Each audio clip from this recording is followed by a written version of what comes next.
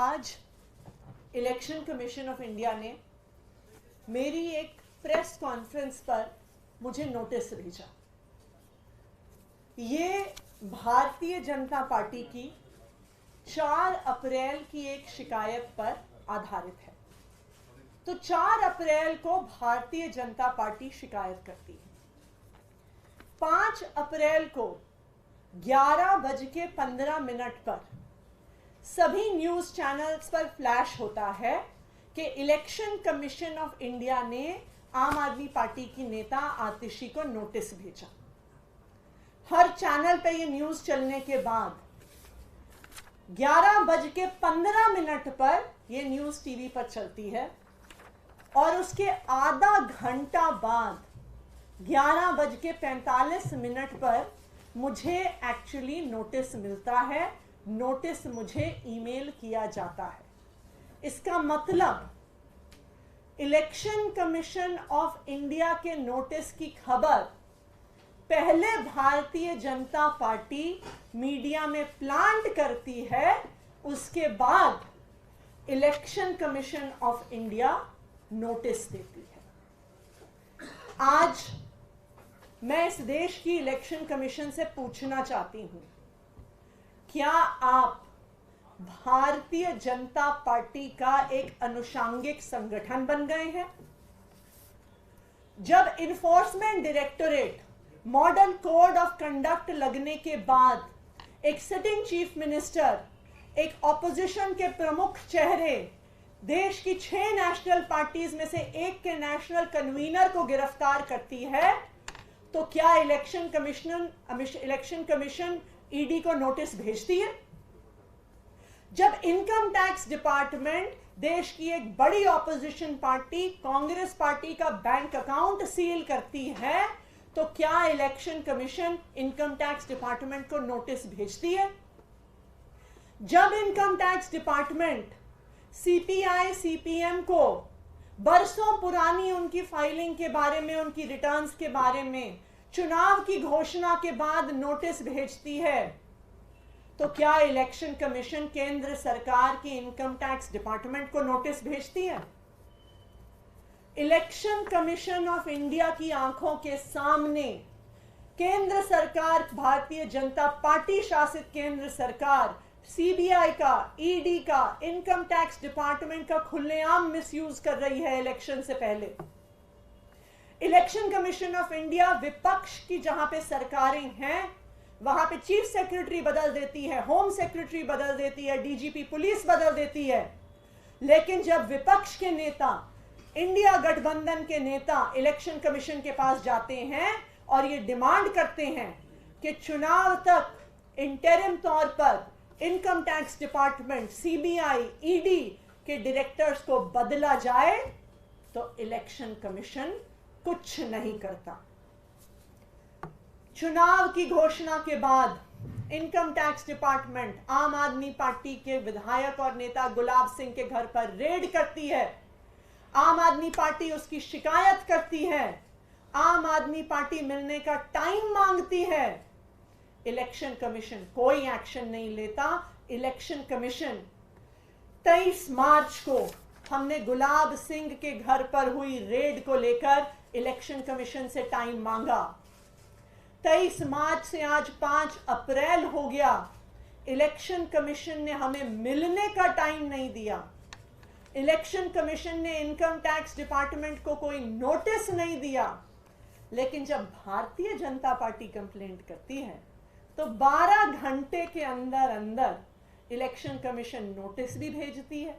Notice भेजने से पहले भारतीय जनता पार्टी को रिपोर्ट भी करती है, खबर भी चलवाती है। आम आदमी पार्टी का ऑफिस सील हुआ। 4 दिन तक लगातार आम आदमी पार्टी के ऑफिस के चारों ओर बैरिकेड लगे रहे। पुलिस ने सील करके रख दिया। हमने फिर चिट्ठी भेजी। हमने 26 मार्च को चिट्ठी भेजी। इलेक्शन कमीशन से टाइम मांगा। क्या हमने 23 मार्च को चिट्ठी लिखी थी, हम फिर से 26 मार्च को चिट्ठी लिख रहे हैं कि हमारे पार्टी ऑफिस को सील कर दिया गया है। हमारे पार्टी के नेता नहीं पहुंच पा रहे हैं, हमारे पार्टी के कैंडिडेट नहीं पहुंच पा रहे। लेकिन इलेक्शन कमीशन ने टाइम नहीं दिया, इलेक्शन कमीशन ने दिल्ली पुलिस को नोटिस नहीं दिया।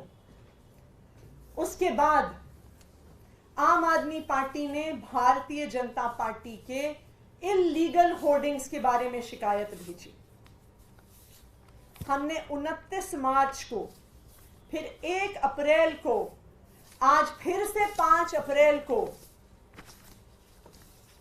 हमने बार बार इलेक्शन कमीशन को भारतीय जनता पार्टी के मॉडल कोड ऑफ कंडक्ट के वायलेशंस पर, उनके आपत्तिजनक पोस्टर्स पर, उनके इल्लीगल होर्डिंग्स पर चिट्ठियां भेजी।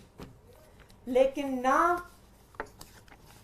29 मार्च को, ना 1 अप्रैल को और ना आज इलेक्शन कमीशन ने भारतीय जनता पार्टी को कोई नोटिस नहीं भेजा।